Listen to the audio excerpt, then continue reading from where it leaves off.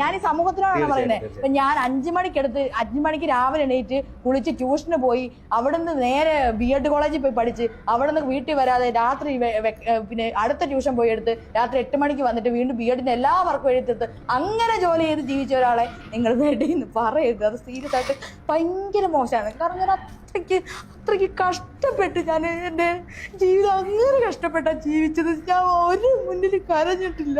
പക്ഷെ നിങ്ങൾ എല്ലാവരും എന്നെ വെടിയെന്നാ വിളിക്കുന്നത്. ഞാൻ എത്ര കഷ്ടപ്പെട്ടാ ജീവിതം. സത്യത്തില് ഈ വീഡിയോ കണ്ടപ്പോൾ ഒരുപാട് സങ്കടം തോന്നി. സങ്കടം സഹിക്കാൻ വയ്യാത്തതുകൊണ്ട് ഞാൻ ഒന്ന് പോയിട്ട് മുഖം കഴുകി. പക്ഷേ വീണ്ടും മൊബൈലിൽ സ്ക്രോൾ ചെയ്യുമ്പോൾ ഈ ഒരു വീഡിയോ ആണ് കടന്നു വരുന്നത്. ഈ വീഡിയോ കാണുമ്പോൾ വീണ്ടും കരച്ചിൽ വരിക. കരച്ചിലെ കണ്ണീർ തുള്ളികൾ അതിനൊരു അറ്റം വരുന്നില്ല. കാരണം അത്രക്ക് സങ്കടമാവാം, അത്രക്ക് ഫീലാവാം. ഒന്നെങ്കിലും ശ്രീലക്ഷ്മി ഒരു ഫെമിനിസ്റ്റ് അല്ല, ഇങ്ങനെ കരയാൻ പാടുണ്ടോ?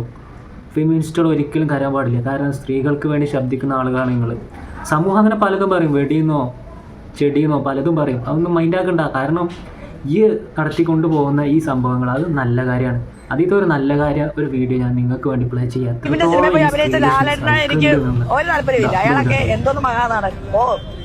അയാൾക്കൊക്കെ എന്തെങ്കിലും നിലപാടുണ്ടോ മോഹൻലാൽ എന്നൊക്കെ പറഞ്ഞിട്ട്? അതെ, അവനൊക്കെ വെറും മൈരാറല്ലേ, അവനൊക്കെ ഗ്ലോറിഫൈ ചെയ്തോട്ടെ. നമുക്കെന്താ അഖിൽ മാരാറില്ല, അഖിൽ മൈരാർ. ലാലേട്ടനെ കുറിച്ചിട്ടാണ് പറഞ്ഞിട്ടുള്ളത്. ലാലേട്ടനെ കുറിച്ചിട്ടുള്ള ഈ പുണ്യപ്രവൃത്തിയായിട്ടുള്ള ഈ ഒരു വാക്കിനെ എന്ത് പറഞ്ഞാലും എന്താ പറയുക, പ്രശംസിക്കാതിരിക്കാൻ നിർവാഹമില്ല. കാരണം അത്രക്കും സമൂഹത്തിന് ഒരു നന്മയുള്ള ഒരു നന്മയോളി വാക്കാണ് ശ്രീലക്ഷ്മി ഇപ്പോൾ പറഞ്ഞിട്ടുള്ളത്. അതായത് ശ്രീലക്ഷ്മി, അണക്കൊന്നും വേറെ പണില്ല. എൻ്റെ ഈ ഒരു കണ്ണീരിനുണ്ടല്ലോ, പണ്ട് കാലത്ത് ഒരു പൈസ ഉണ്ടായിരുന്നു, 10 പൈസ. ആ 10 പൈസ ഇപ്പം ഇല്ല. പക്ഷേ ഇന്നുണ്ടെങ്കിൽ അതിൻ്റെ വില പോലും എൻ്റെ ഈ കണ്ണീരിന് വില കണ്ടില്ല.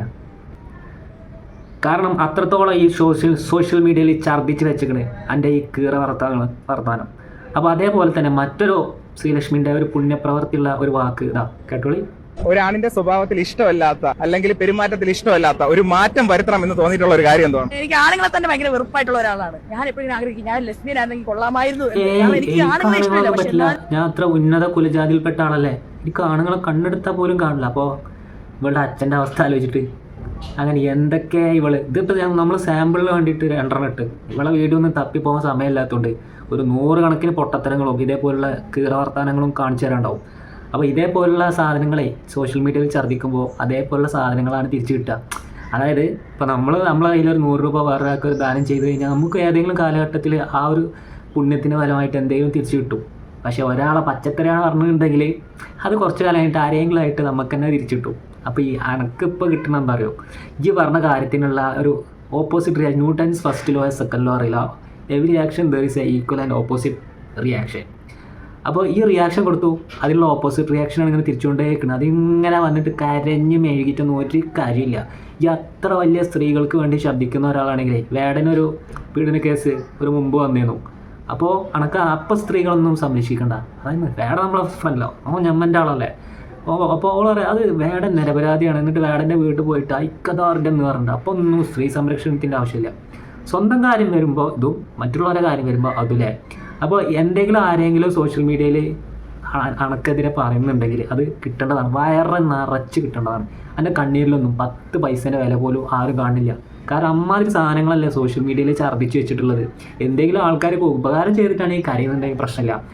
ലാസ്റ്റ് ഷിംജിതിൻ്റെ കേസ് വന്നപ്പോൾ നിങ്ങൾ ആലോചിച്ച് നോക്കുക, ബസ്സിൽ ദീപക്ക് എന്തൊക്കെയാണ് നമുക്കത് പറയാൻ പോലെ അറപ്പാണ്. ഒരു ഷിംജിതിനെ താങ്ങി നടന്നു കുറേ ദിവസം.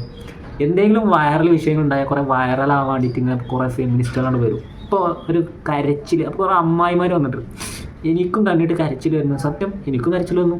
ഞാൻ 2 വട്ടം കരഞ്ഞു. നിങ്ങളോ? അപ്പം അത്ര ഇതിനൊക്കെ പറയാനുള്ളൂ. കഥയില്ലാത്ത കരച്ചിൽ.